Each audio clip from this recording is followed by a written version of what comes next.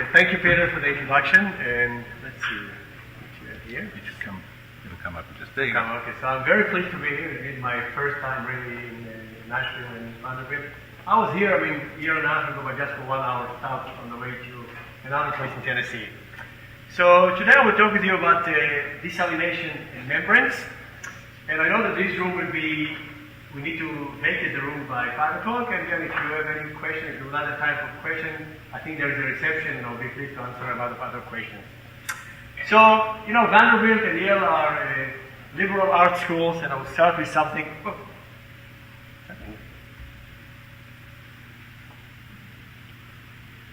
So I'll start with something that is more liberal arts. I don't know what's happening here. Maybe a connection here. Is the one here? Is there?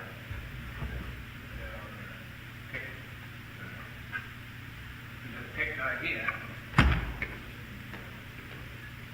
All right, let's see. Don't touch it. Don't breathe. Okay, I will start with a quote of in a Drive of Ancient Mariner by Samuel Taylor Coolidge. Get water, water everywhere, and nor any drop to drink. And again, this is a story about the sailors that are surrounded by water, but they all die because of thirst, because they cannot drink the water. And again, it's surrounded by seawater. We'll talk about the technology here later of seawater desalination that indeed you can drink seawater after some treatment. Now let's talk about the general pictures of the water on Earth again. If you take all the water on Earth, ocean, etc., and you put them in one sphere, this will be a sphere of such an area and a diameter. This includes also salty water. Now if you take only the fresh water, including ice and ice caps and so on, you get a diameter like this. And if you take only lakes and rivers or water that you can really utilize for drinking water, it's a very small one. I don't know if you can see the dot here, but it's only 93,000 kilometer cube. And again, it's 0.01% of the total water. And this, not even considering that most of it is contaminated. So we have very, very little water left to serve us in the society.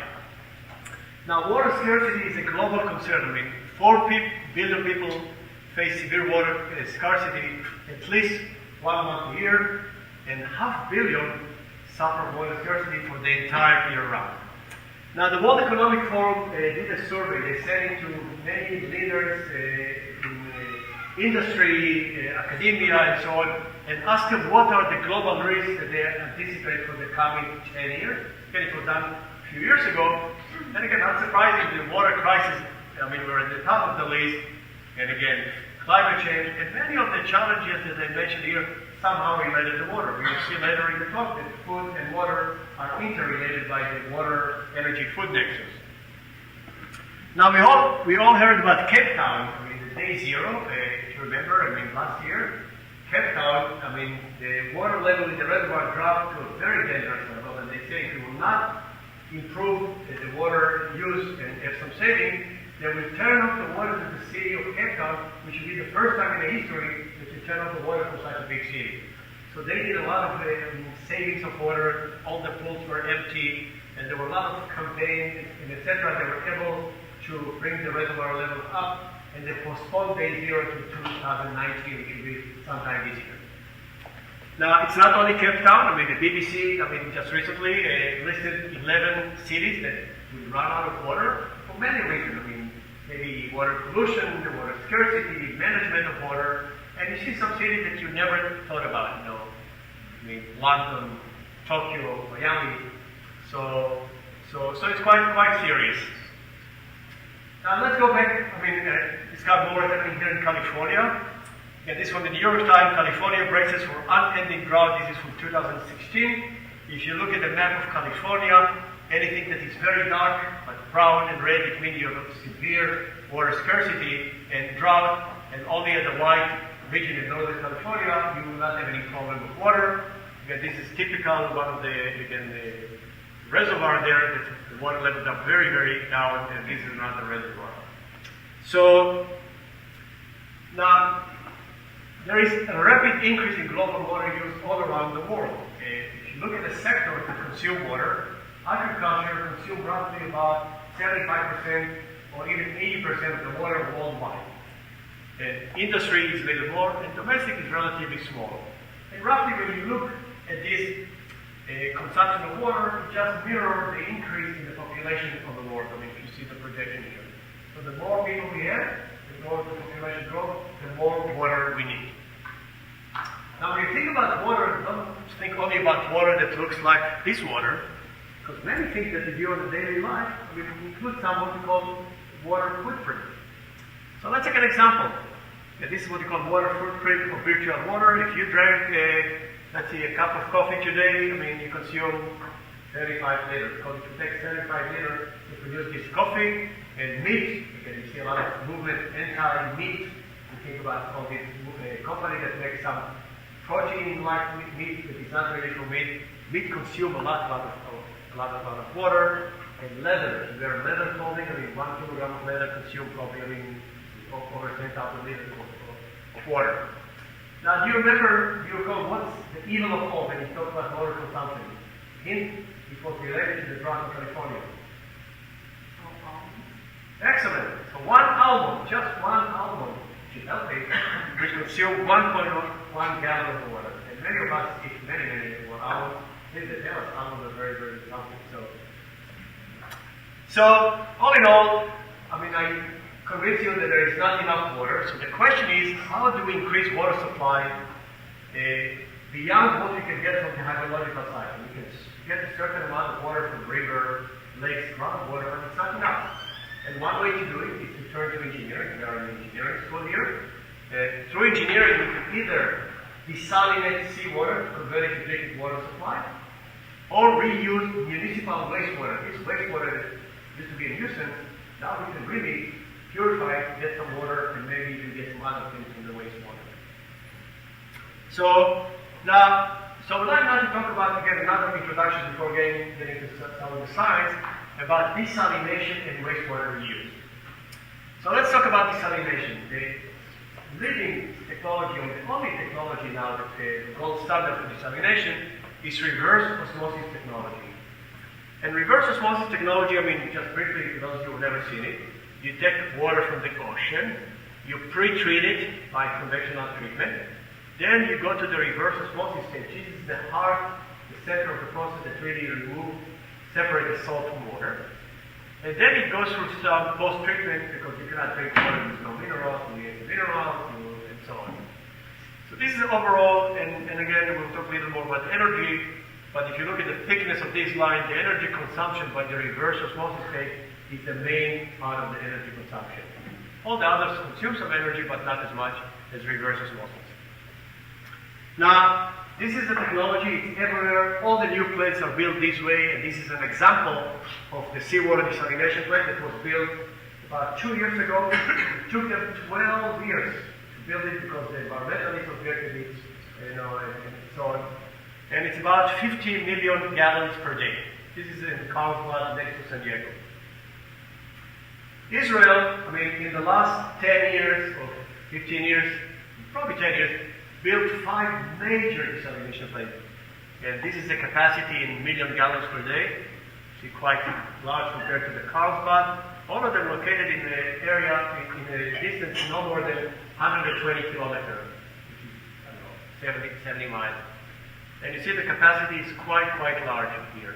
Just to remind you, the plant in California that they took 12 years to design is only 50 million gallons per day compared to what you see here. So, and it really solved the problem, the water problem in Israel. They used to get all the water from the Sea of Galilee, and the Sea of Galilee, it's not a sea, it's more a lake, but they call it the Sea of Galilee, the biblical Sea of Galilee. The level dropped significantly, and this solved all the problem. Over 75% of the drinking water in Israel comes from seawater desalination. And in the future, if one day there will be peace in this region, water will be an issue, and this desalination can be really a very important role in the peace process. Now, let's just talk about this desalination, just a few some practical points. This was one that was built in 2013. It's the largest reverse osmosis desalination plant in the world. Now, when you think about desalination, you heard in the news, you think, oh, it's so expensive, so energy intensive. The cost is 80 cents per 1,000 liters. So think about it, you have 2,000 bottles of water, only 80 cents. In the airport, you pay probably $5 for 1 year. So it's not as expensive, and I'll talk about the energy later. It's not, it's just meat that is very, very expensive. It's very cheap. And the project here was cost about over $500 million. Again, it's significant, but not, super insignificant. Not thing that you cannot do. Now let's talk about, so this is seawater desalination. The other technology in which we augment water supply is wastewater reuse. So let's talk about wastewater reuse. And let's give you the example of Orange County, California. They recycle the wastewater there and use it indirectly for drinking water, not directly. And let's start with some quote from South Africa. Again, water reuse is very important. So water should be judged by its history, but should not be judged by history, by its quality. But you need to do a lot of education to convince people to drink, even though indirectly to drink wastewater. And on the other end, there was an article in the New York Times about the California effort. Water flowing from the toilet down the hard to swallow. And again, we have the technology, but it's all about education and outreach, how to do it. Now let's a few more words about it before getting to the science. This is the wastewater reuse plant in Orange County, California. 100 million gallons per day. It takes domestic wastewater that we used to dump into the ocean and go through some elaborate treatment that we'll go over with some membrane paste. And eventually they inject it into the groundwater. And this groundwater is used as a drinking water supply in Orange County. Again, those of you, and there are a few hydrologists, I see some hydrologists here. Groundwater flow very, very slowly. A few centimeters per day, half meter per day at the most. And eventually, when you have the pumping well after residence time of more than a year or two, this wastewater mixes with all the groundwater, and this is the water that they pump. So if you were in Disneyland, actually, and you drank from the tap water, I'm sure there was some noise to the table this wastewater.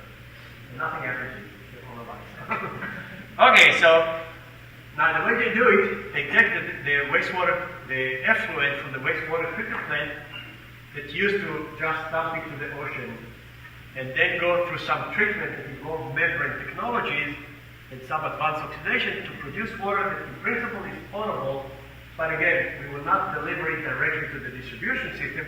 We put it in the groundwater, and this is what we call indirect potable reuse. It's indirect. There is no place in the world except Namibia, the city of Windhoek in Namibia, is the only place that they have wastewater treated and directly giving it to the drinking. All the world, it's all indirect. Now, when you think about indirect water reuse, we do it every day. If you are in New Orleans, all the Mississippi River counts, you drink water that probably filters through the kidneys of 70 million people upstream.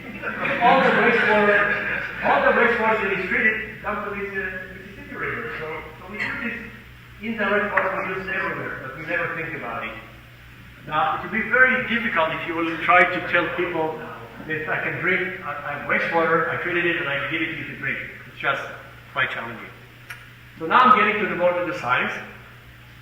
So membranes play a critical role in advanced wastewater reuse, and I would like to focus here on this reverse osmosis membrane. This is for wastewater reuse. My talk will focus mostly on such membranes for removal of salt. I will not focus on these pre-treatment membranes. And I also showed you the diagram of reverse osmosis. This reverse osmosis state that is done by membranes will be the center, the focal point of this process, and I will talk about this kind of membranes. Now let's talk about these membranes. The gold standard, the state-of-the-art for membranes for desalination are what we call thin-film composite polyamide membranes.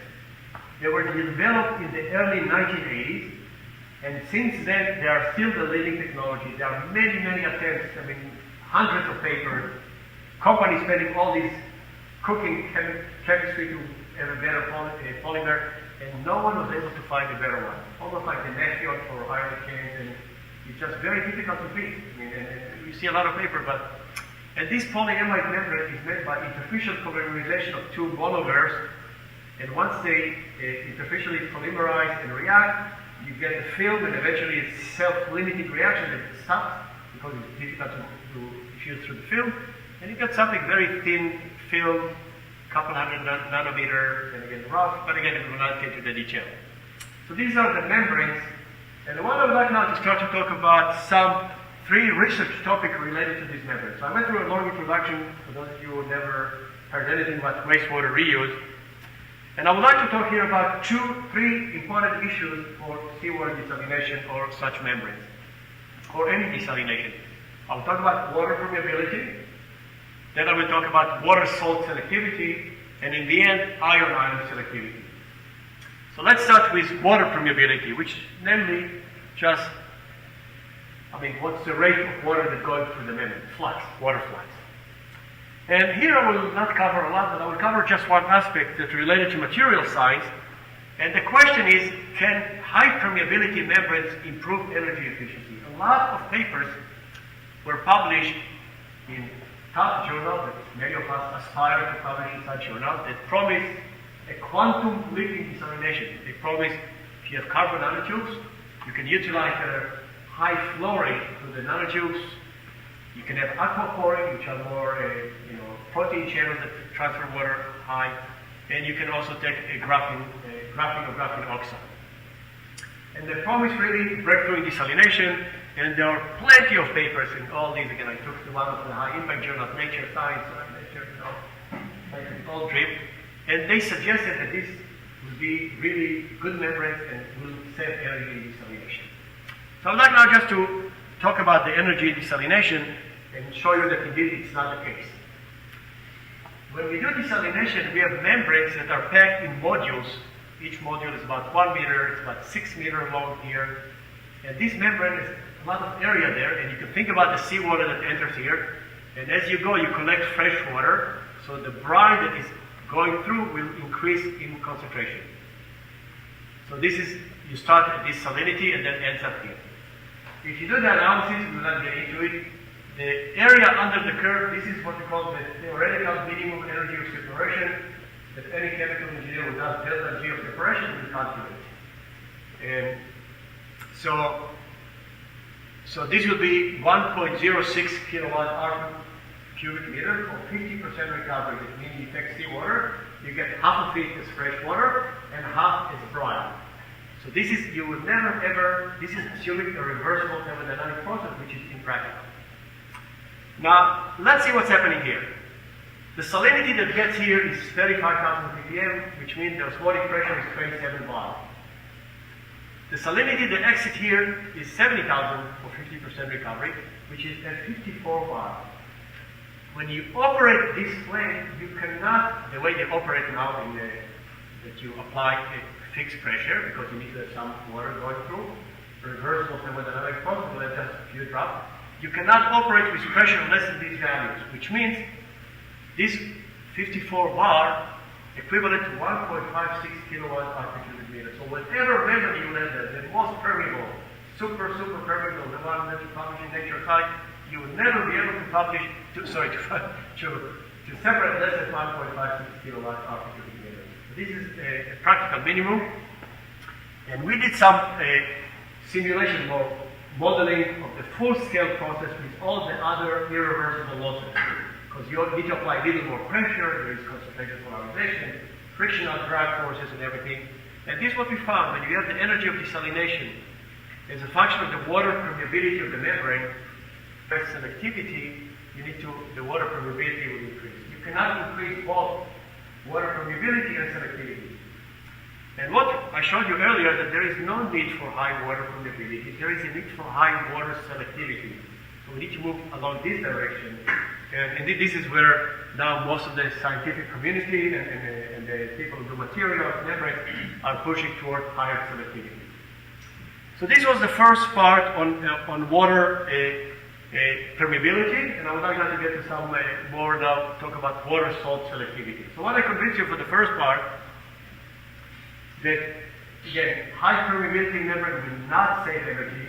Intuitively, when you think about the Darcy's law, we know that if you have less resistance, you need to have less pressure. But here the pressure is controlled by the osmotic pressure of the brine, by thermodynamics rather than the kinetic.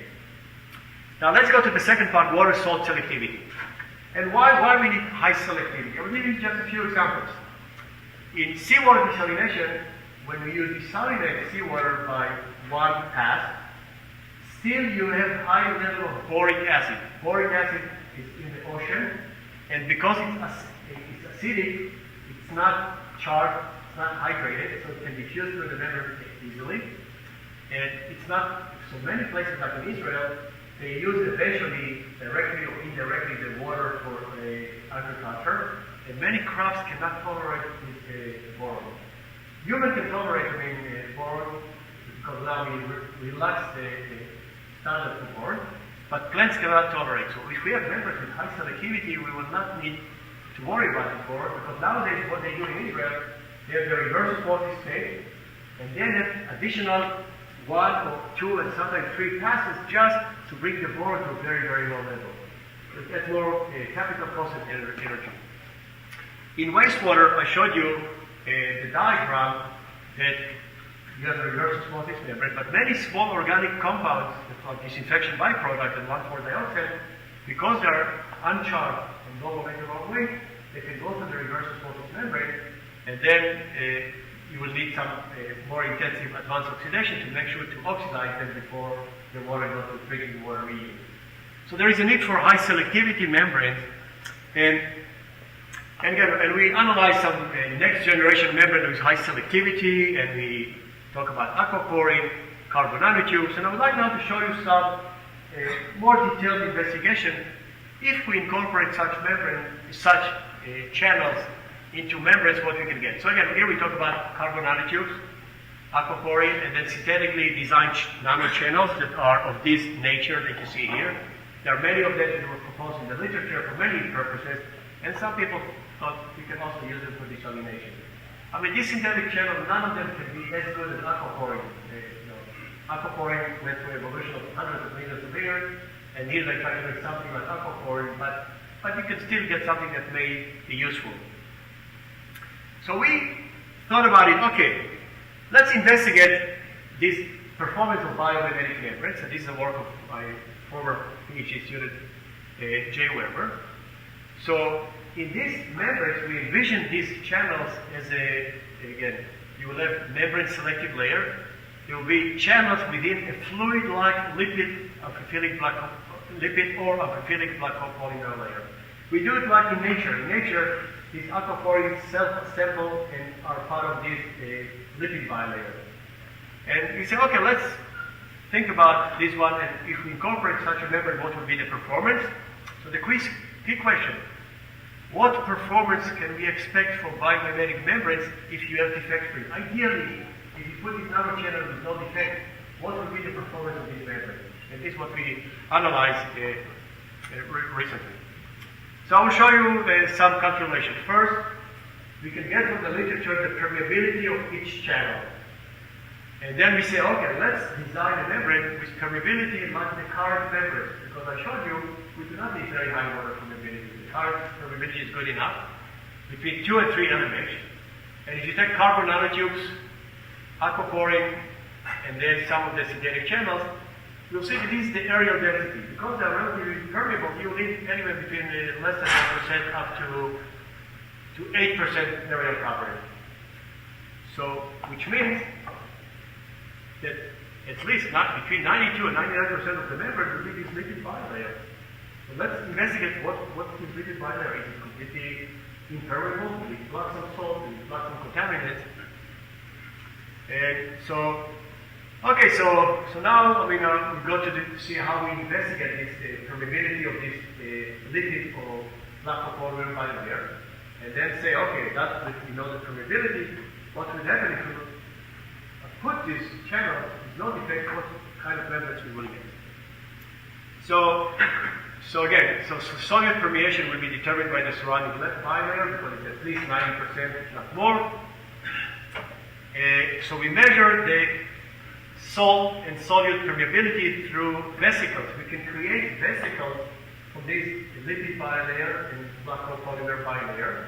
And I'll show you some nice methods to study the permeability for these bilayers. It's much better, very difficult to make a planar bilayer and study the permeability.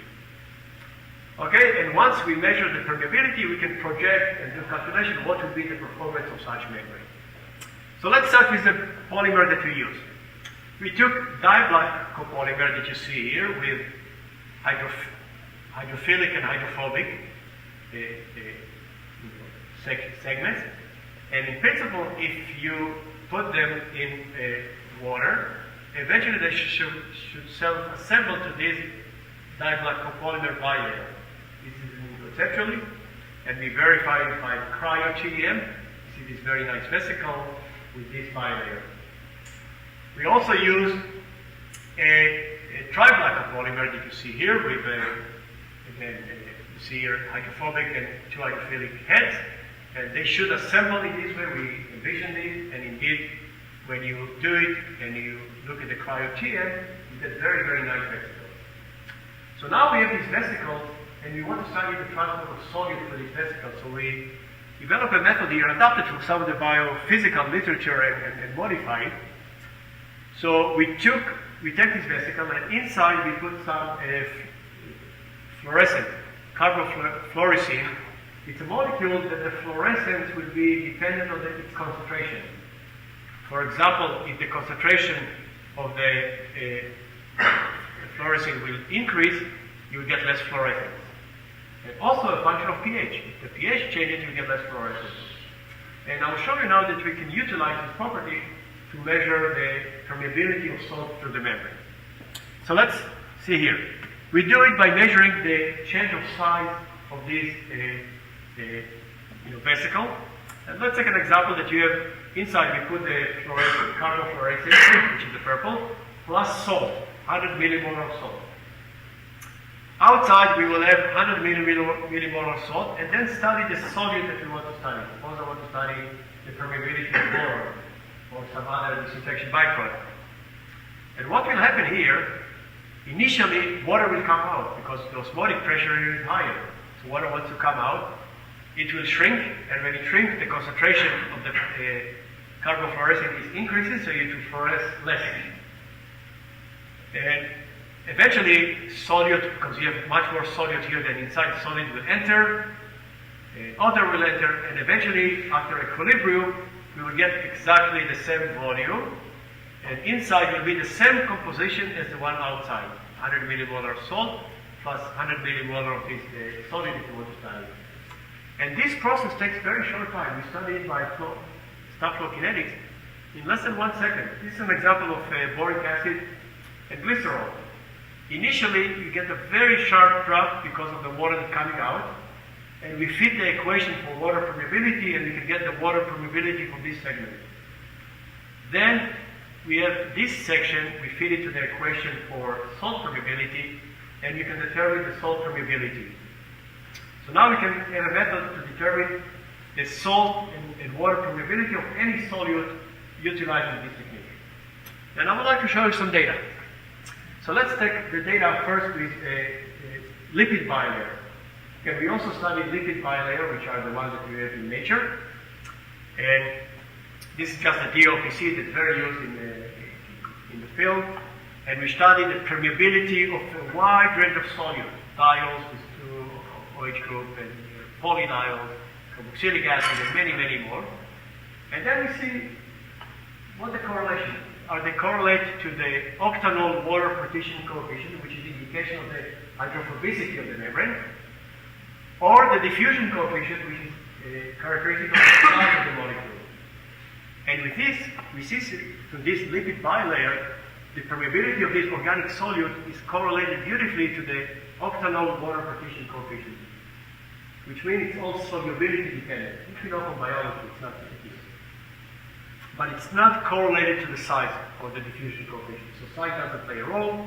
So the conclusion, left, solute permeation through lipid bilayers is solubility dependent, partitioning, and right, poor dependent on particle size, or on the solute size. Now let's go and do the same experiment with the black copolymer bilayer, specifically the diblock and the triblock, and we see the same behavior. The permeability of the same solute through this synthetic bilayer, either triblock or diblock, as a function of the octanol water partitioning coefficient. That's very, very good correlation. Oh, so we see that also for this black copolymer, the transport is solubility dependent. The solid partition and then diffuse with the membrane. More partitioning. And we see also that this one, the PBPO, is the best one. It's much, much less permeable to this solute. So if you think about the matrix for membrane, this would be the best one to use. Okay, so now that we have this information, let's compare it to a reverse osmosis membrane. These are the ones that we are using nowadays, and these are the gold standard. When we studied the permeability of this solute for reverse osmosis membrane, we did not find any correlation to the octanol water partitioning coefficient. It's almost based on size. This is a diffusion coefficient, so based on the size of the molecule, this will dictate the transport within the membrane. So just remember this part when we go later. Now that we have this information, we studied the permeability of this matrix that, as I told you earlier, 90% and more of the area of this membrane will be this matrix. And you cannot neglect it. Let's study how it affects the performance. So let's now review what's the expected performance, Permselectivity for seawater reverse osmosis. Okay.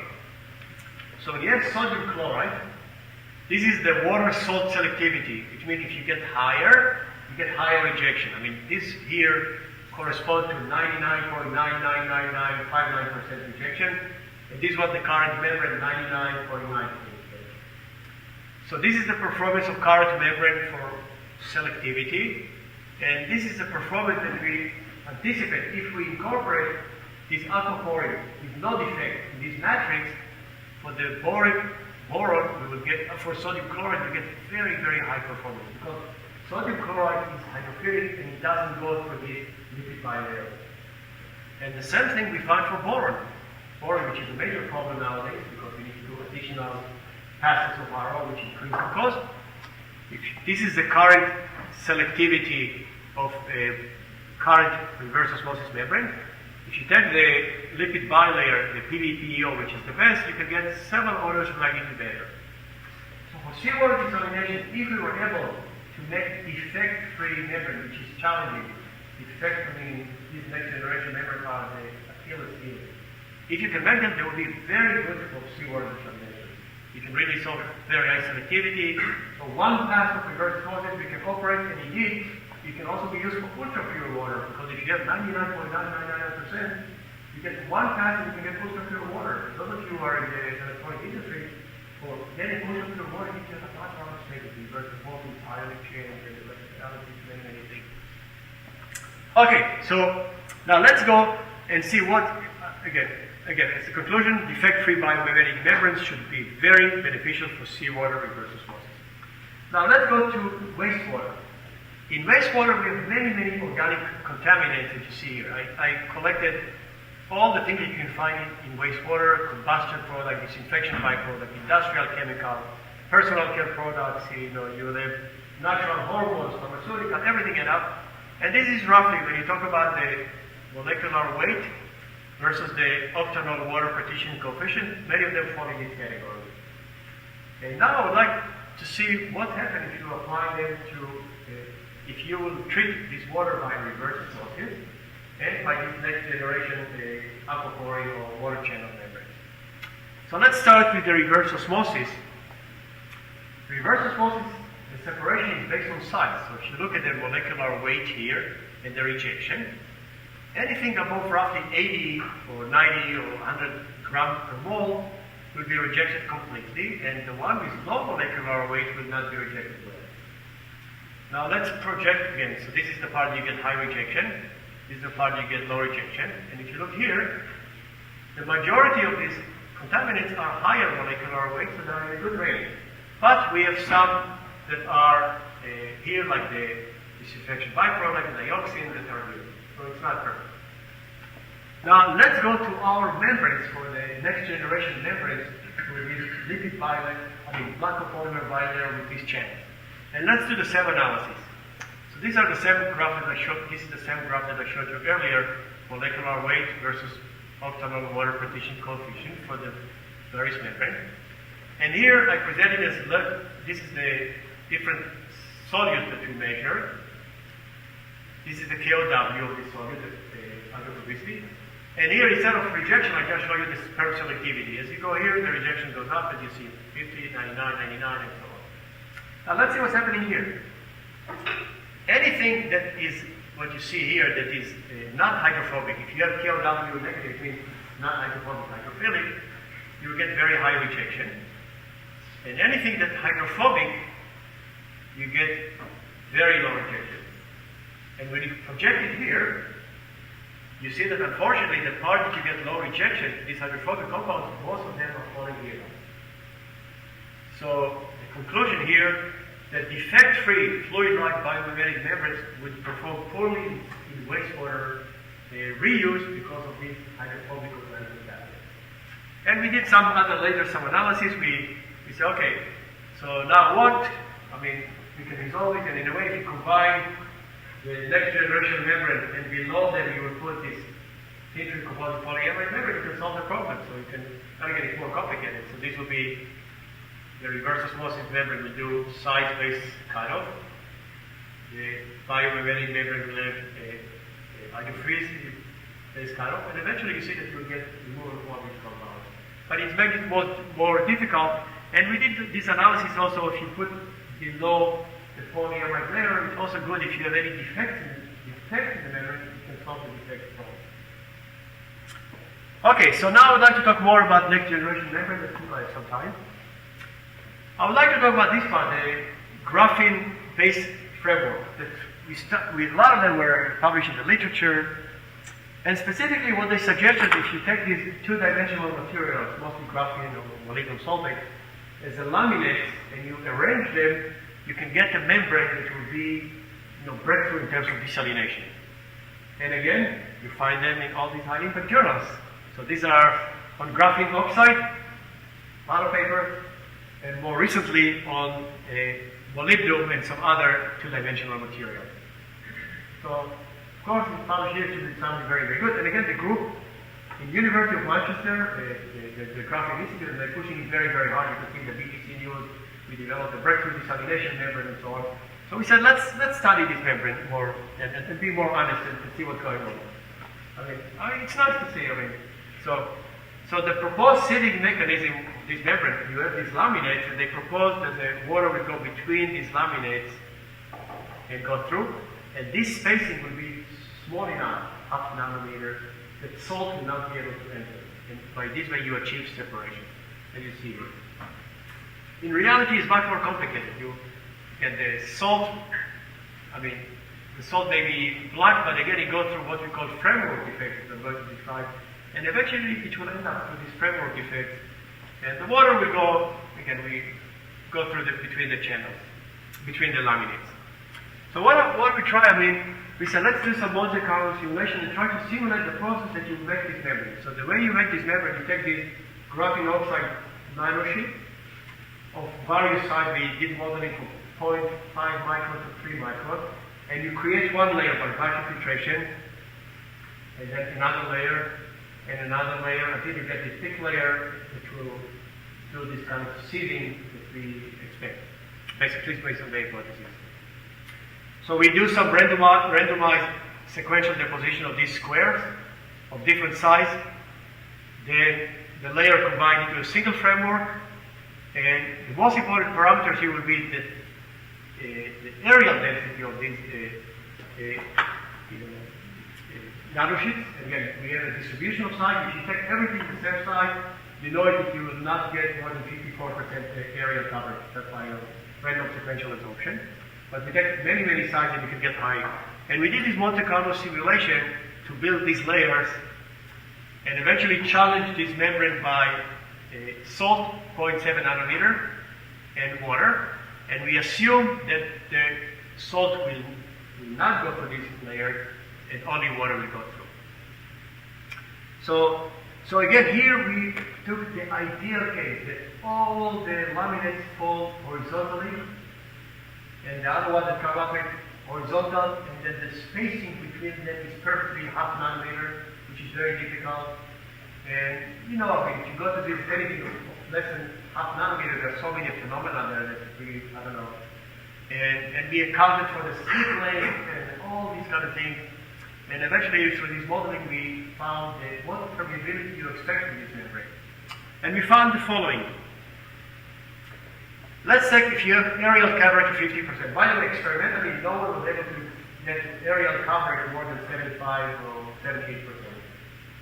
Let's start with 50%. As you get more and more layers, increase the thickness of the membrane, the Permselectivity increases. This will be just, if you think about the rejection, this is the rejection. But again, eventually, we found that the permeability drops below 1, and again, we did not continue because we want water permeability at least greater than 1 or 2. If you take 75%, which is roughly what we do now in experiments, in all these, you can get, again, as the membrane becomes thicker and thicker, you get more selectivity, you can go to 95% rejection, and this is roughly in the range. The best experiment that I ever reported was about, I would say, 70, 60% rejection. And then if you go 90% coverage, which is very difficult, think about it, because coverage, 90%, we were able to get, as you get thicker and thicker, you get more rejection, but again, if you get thicker and thicker, eventually the permeability drops. Now, current reverse osmosis membrane, these polyamide that were developed in 1980s, and you still cannot beat them, they're still the best, are here. Much higher selectivity and rejection. So I think there is a long way to go, and so the reason is why you can get it because of this framework defect, which is explained here. If you deposit these layers, these are the framework defects, and you have another layer below it, and another below it. So there are some what you call connected framework defects, and most of the salt will go to this connected framework defect, which is very difficult unless you get 95% coverage, which is very difficult. So this is what the reason, and again, we are still on the ideal condition that all the layers deposit horizontally perfectly. The spacing will be 0.5 nanometer. Anyone working in the two-dimensional materials, some of them here, it's very difficult to make such a thing. So I think it's quite challenging, and I think it's good. I mean, on paper, we just need to revise it maybe in a few days. And I think it's quite important to do this kind of analysis to see. Now, I would like now to move over and talk about ion-ion selectivity. I'll do it fast because I know the time. Here I would like to talk about, again, when you talk about reverse osmosis, you need to have high water solute selectivity. You just need water to go through and no salt. Nanofiltration, you want to have some salt moving and other not, and there's some selectivity that involves here. So what I would like now to talk about experimental evidence of what we call dehydration when you have desalination by nanofiltration method. And I'm showing here different salts, sodium chloride, sodium bromide, and sodium nitrate. And this is the hydration energy of this. Hydration energy, how tight the water bonds to these ions. And we see that the ions that have higher hydration energy, you get more rejection, as you see here. Chloride more than bromide, bromide more than nitrate, and so on. So this is some evidence that indeed you need to have some dehydration of the ions to go through the membrane, and the hydration energy will dictate some selectivity here. So we said it's not enough. You cannot get a lot of selectivity, and we said let's try to do more ion exchange membrane or electron-driven membranes, because you can here have inherent separation between cations and anions, and here you can also tailor the functional groups, and maybe you achieve better selectivity. So we had an idea. For us, ideally, we can have these channels in nature that do this separation of salt. If you can mimic them and have some functional groups inside the ion exchange membrane, through the interaction with the functional groups, you will get better selectivity than just through nanofiltration membranes. Now we do, again, when you study transport of ions through membrane, it's very common, or anything, it's very common to express them as an energy barrier. What's the energy barrier to get into the pore? And again, the energy barrier can be part of the steric, because it cannot enter the pore, some charge, friction. And there were some molecular dynamic simulations that show that indeed there's some energy barrier. You need to dehydrate to get the pore. And most of the dehydration in nanofiltration membrane are entering when you enter the pore. So this generally. So now I'm going to this ion exchange membrane. I have a few more slides. And these ion exchange membranes, we study the selectivity of different salts, and we try to calculate the energy barrier based on this equation. That's the Arrhenius type. We do experiments with different salt of different ions, and from the slope we can calculate the energy here, and we get these values. So these are the energy barrier, and this is the hydration energy. So the higher the hydration energy, the more energy barrier, because it's more difficult to dehydrate this water, because you need to have dehydration. And everything goes well until you go to nitrate, and I will talk about it briefly. This one is tricky. Also, we analyze the pre-exponential factor, which would be just if there is no energy barrier, what would be the diffusion with no energy barrier? So this is the pre-exponential factor, and we roughly get the same trait. So here, what's happening here? I mean, for the energy barrier here, the higher the hydration energy, the more difficult for the ion to enter the pore, and this is why you get higher energy barrier. The pre-exponential factor tells you what's the diffusion inside the ion exchange membrane, and we see this kind of behavior. When you have higher energy barrier, you mean you dehydrate less dehydration, and then when you get to the ion exchange membrane, the interaction with the fixed group, ion exchange membrane has a fixed charge opposite to this. Because you dehydrate less, there is less interaction, and then they can diffuse faster, and this is why they get this higher eddy coefficient. So again, there are two steps. One is to enter the membrane pore, and the other one is through interaction with the fixed charge on the membrane, and when you dehydrate more, like the one for bromide, then it's very small and it can interact more with the fixed group, and then it gives smaller because it needs to interact with all the groups. And this just explained here. I mean, I already explained it here. Now, one last slide before concluding. We saw that nitrate we have differently, and the reason what we think, and now we collaborate with some people who do molecular dynamics, Peter, the one expert. So, when you have chloride and bromide, they're all monoatomic and spherical. But when you have things that are triagonal, we think that maybe the dehydration is not even in all sides. Maybe there's some steric effect, and we try to understand why we see this flip here, that the nitrate doesn't flip here. And we tested it with many compounds, and we see very, very interesting behavior, and we collaborate with some molecular, we will collaborate with some theories. So to conclude, we need to vacate the room sometimes. On the water permeability, it's interesting fundamentally and all these things, but there is no need for higher water permeability more than the current membrane. The do research is beautiful, nanochannels, slit lines and so on, but it's not needed for membrane.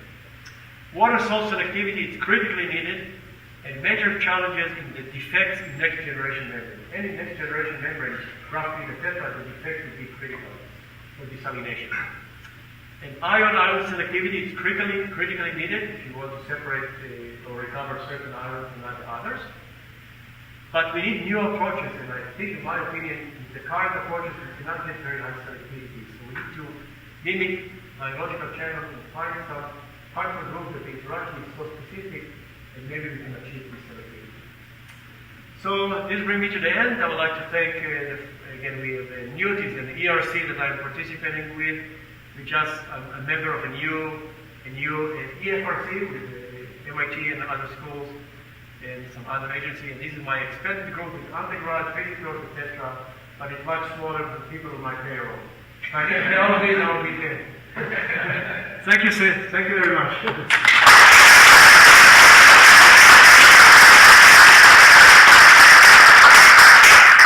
very much, man. I have time for a couple of quick questions.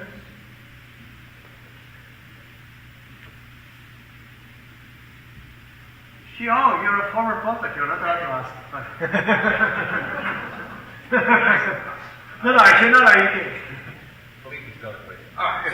So if you have the choice between taking seawater, removing the salt, making it drinkable, versus taking wastewater, doing the same thing, what is the most economical? The most economical, the energy of desalination is proportional to the salt concentration. Right. If you take less energy and make it less cost to do it with wastewater, then many people in California try to push it. But again, if you drink wastewater, it's all about education, not knowledge. But you're right, the wastewater will be more economical.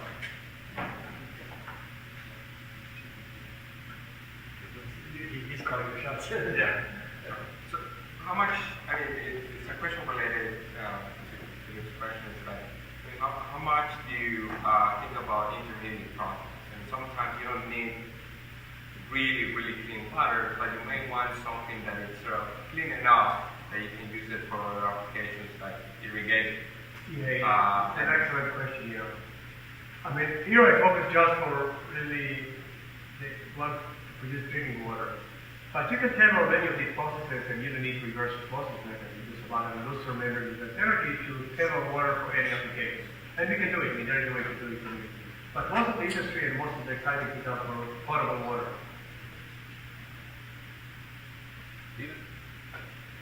Your ion selectivity work was with single ion solutions. Did you look at the multi-component solutions to look at competitive partitioning? Yeah, we did some of the absorption. I mean, we did through some multi-component, we found the same trend. But to calculate the energy barrier, as I showed you, I needed to do it with single salt. Even with real multi-component, we saw that the absorption is selective in a way that following roughly dehydration energy. What about different concentrations? No, we did not. Again, this is my very, very first paper on ion change, and I know you are the world expert and so on. But no, not yet. We are now working mostly on the chemical modification, how to make it more selective for design. Yeah, thank you very much. One thing you didn't talk about that much in your talk is fouling. I know this is a huge problem. There have been thousands of papers, if not more, that they were dedicated to fouling. But how much of those findings actually translate into industrial practice, including the fouling systems? You talk about the next generation membranes? Just in general. So do we have very good fouling? I mean, fouling will be with us forever, and it's a very, very important problem. But unfortunately, the literature is saturated, and the companies just learn how to live with cleaning the membrane rather than developing anti-fouling membrane. They don't know what to invest in, and it may be very difficult. But again, I don't think that we should exclude that you will never be able to get anti-fouling membrane. But it can just work well with cleaning, and it works very well. But it's a very, very important problem. And it's not exciting in research point of view because the literature is so saturated. But it's a very important, especially for the next generation membrane. But you not mention what the impact of fouling would be very significant. There's a student, I think, right away from the back. Yes. My question is, what about the life cycle of the reverse osmosis or other type of membranes? Do you need to periodically maintain them or clean them? What about the life? Yeah, we did not do any life cycle, but the membrane needs to be cleaned every 6 months roughly, and a lot of chemicals. And you need to replace them between 5 and 7 years. So I did not consider all these life cycle yet. And again, Is that cost considered in that sense? yeah. It consider everything: the energy, the capital cost, and everything there, maintenance, so everything. Again, it's such a reliable process. It was perfected in the last 20, 30 years that it's just so good, and it's so relatively close to the thermodynamic minimum of desalination. You can see many papers on other technologies, but they are not as close and not as reliable. And I cannot envision in the coming 5, 10, and even 15 years there will be a process that will displace this reverse osmosis. My guess. Okay, it's right on the final clock, so we need to vacate the room. So sorry about that. But there'll be some reception that they can ask? Reception and ask a question to Menachem. Okay. Let's thank